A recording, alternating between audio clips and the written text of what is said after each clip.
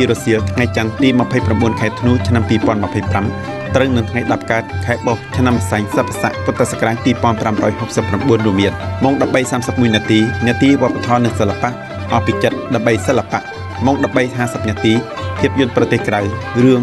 ឆោងចាប់យកក្តីសុបិនម៉ោង 14:35 នាទីភាពយន្តឯកសារ80ឆ្នាំរដ្ឋសភាវៀតណាមរួមដំណើរជាមួយប្រជាជាតិភាគទី8ម៉ោង 15 នាទីចម្រៀងនិងប្រិយមិត្តម៉ោង 15:30 នាទី